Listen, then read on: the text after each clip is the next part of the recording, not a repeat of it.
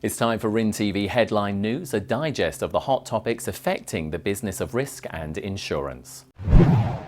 At the UN Climate Conference in Paris, President Obama said the United States would contribute $30 million to support parametric-risk insurance programs in the Pacific, the Caribbean, and Africa. His announcement addresses G7 goals of making insurance available to some 400 million people in developing nations by 2020.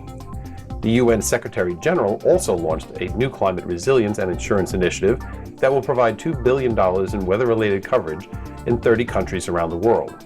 He said climate risk insurance may be an important tool in helping countries cope with the impacts of climate change. The UN's Principles of Sustainable Insurance is the largest collaboration between the United Nations and the insurance industry, with a global membership approaching 100 insurers.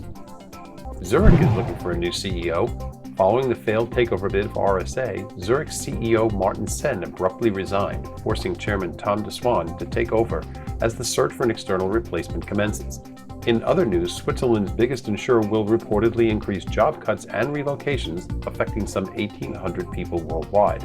Recently, amid efforts to improve results, Zurich said it would no longer write general insurance business in the Middle East. In its outlook for the U.S. P&C sector, EY sees several external factors disrupting the industry in 2016. The number one issue? Digital technologies, followed by greater competition and transparency putting pressure on pricing. Customer expectations are also growing as the bar on personal experience and comparison shopping is raised. Modest growth and low interest rates will also put pressure on results, and regulatory creep is an issue, particularly with the U.S. elections in November of next year. EY suggests insurers focus on 8 areas in 2016, including digital leadership, prep for M&A activity, continuous innovation, a shift from product to service orientation, the next generation distribution platform, performance through analytics, the right talent, and making risk management a C-suite priority.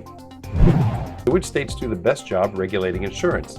According to R Street Institute's regulation report card, 8 states received an A or A- rating based on scores in such areas as monitoring solvency, policing fraud, protecting consumers, and fostering competitive markets. The free market think tank gave only 1 failing grade.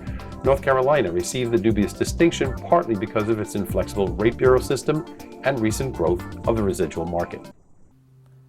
For more about the stories featured in this edition of RIN TV Headline News, visit the RIN TV On Demand Library.